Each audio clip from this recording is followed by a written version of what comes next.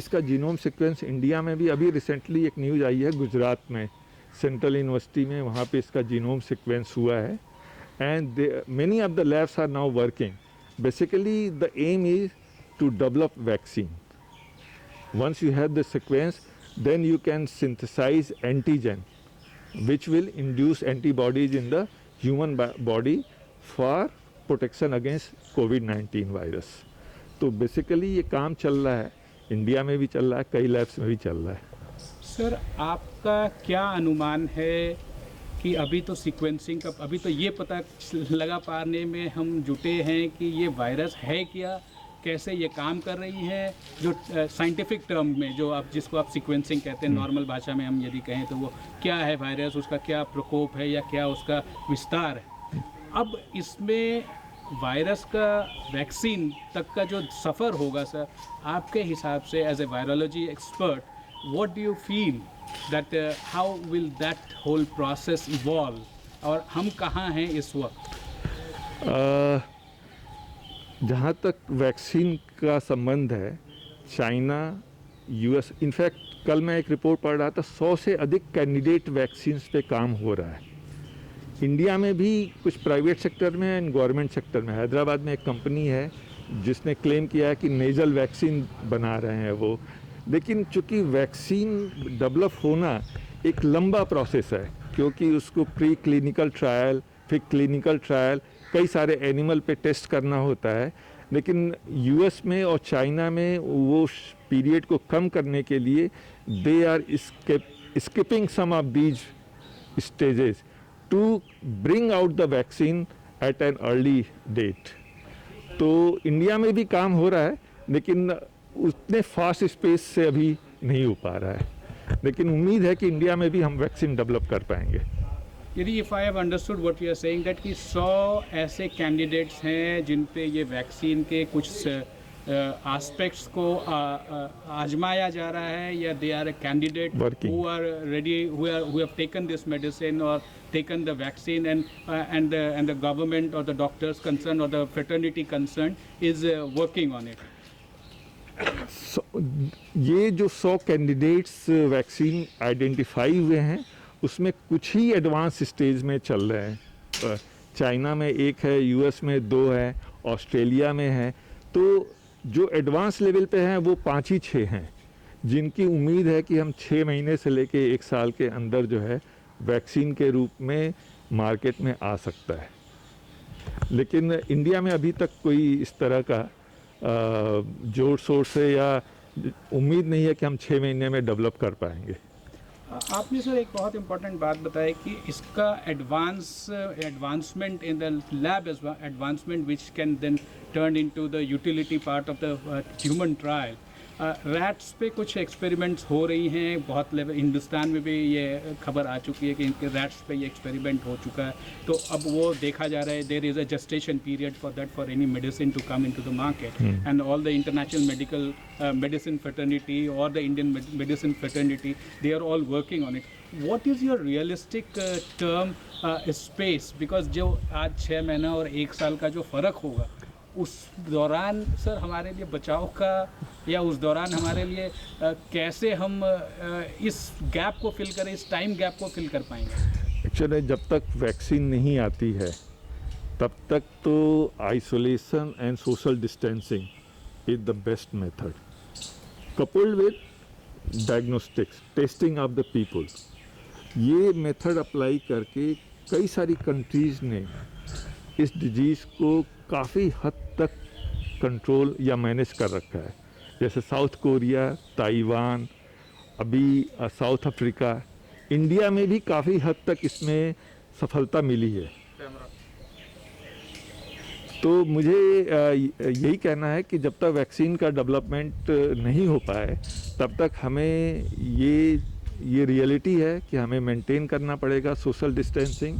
हमें isolation centre में infected लोगों को जो एसिम्प्टोमेटिक हैं, जिनके घर में आइसोलेशन की सुविधा नहीं है, वहाँ पे रखना पड़ेगा, और इसी तरह से हम इस पे विजय पा सकते हैं. सर ये एक एक बात जो बहुत आम भाषा में बोली जा रही है कि ये तो इन्फ्लुएंजा की तरह है, हे फीवर की तरह है, या उसका 10 गुना ज़्यादा, या प्रकोप इसका ज़्यादा है। क्या हम इसको इतना सिंप्लीफाई करके समझ सकते हैं कि हम अब इससे बचाव भी कर पाएँ जब तक वैक्सीन नहीं आता है? देखिए, अभी तक जो स्टडी आई है देखने में, उसमें यह है कि इस वायरस को यंग लोग ज़्यादा टॉलरेट कर पाते हैं, उनके अंदर सिम्टम एक्सप्रेशन नहीं हो पाता है। लेकिन जो लोग इम्यूनो कॉम्प्रोमाइज्ड हैं, जिनको किसी तरह की बीमारी है, उनको ज़्यादा सावधानी बरतने की ज़रूरत है। और उन पे जब वायरस अटैक करता है तो उसमें सिम्टम एक्सप्रेशन और डिजीज़ के फैटल होने के चांस बहुत ज़्यादा रहते हैं।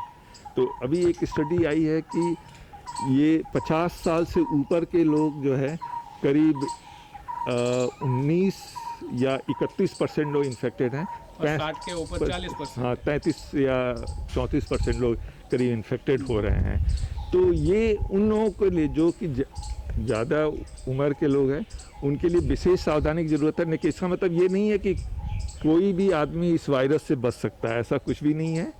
हर एज ग्रुप का आदमी इस पे इन्फेक्ट हो सकता है। ये एक ही बस फ़र्क है कि यंग स्टेज में लोगों को सिम्टम एक्सप्रेशन कम होगा and they can overcome the virus easily compare to the old population. दो इम्पॉर्टेंट बातें यहाँ पे आती हैं सर। पहला ये कि एक तो जब ये एसिम्टोमेटिक हो जाता है, आपने कहा कि वायरस का प्रकोप उतना ही है, लेकिन यदि आप यंग हैं, आपका बॉडी तंदुरुस्त है, आप उससे लड़ पाने में सक्षम हैं, या आपके पास कोई इलनेस नहीं है और आप बहुत एजेड नहीं हैं, जो कि आपके एंटीबॉडी ज़्यादा मजबूत नहीं होते उस एज पे। लेकिन ये भी बात आ रही है कि सर कि क्या समर इंडियन समर आने से इसका प्रकोप थोड़ा घट जाएगा। और दूसरी बात ये है जो बहुत सर्कुलेशन में है कि क्या हम ये अपने आप हमारी जो प्लाज्मा थेरेपी या और सारे जो थेरेपीज़, ऑल्टरनेट थेरेपीज़ जो हो रही हैं, या हम हिंदुस्तानी का BCG जो हुआ था उसकी वजह से they are less prone to death, more prone to maybe mild hayness or mild fever to extreme cases. ये कहना थोड़ी जल्दीबाजी होगी, क्योंकि ये स्पेकुलेशन है। It is not conclusively proved कि BCG has led to more resistance in our population. It is just an analytical study. दूसरी बात ये है कि जो लोग वायरस से इन्फेक्ट होते हैं, हमें ये ध्यान देना है कि वो दूसरों को ना इन्फेक्ट कर पाएँ।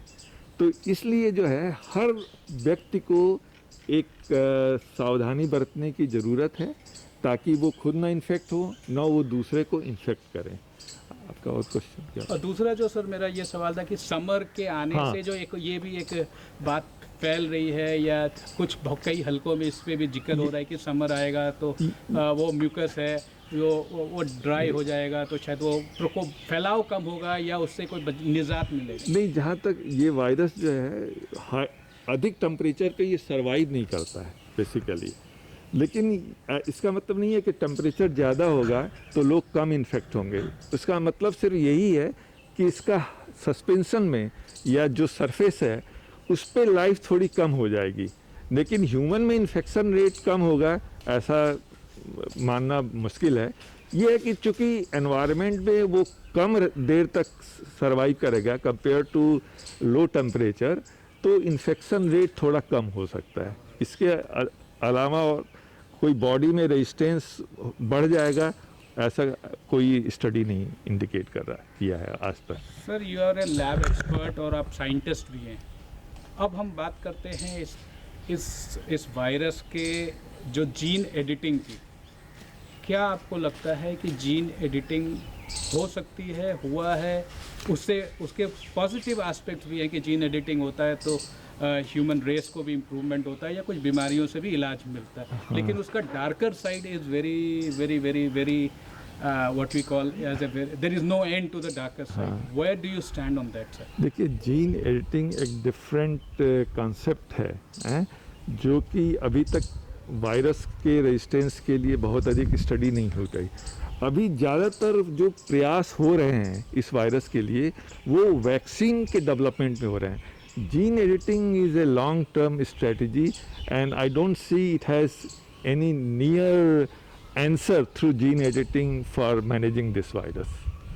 And the other darker aspect of Uh, gene editing, which means that is because, it something to do with a sometime- biological weapon? That is what USA and other countries are started putting allegations on I mean, China. gene editing for virus to make it more virulent and contagious, that is what we are seeing it, is only being alleged by superpower like US and other countries.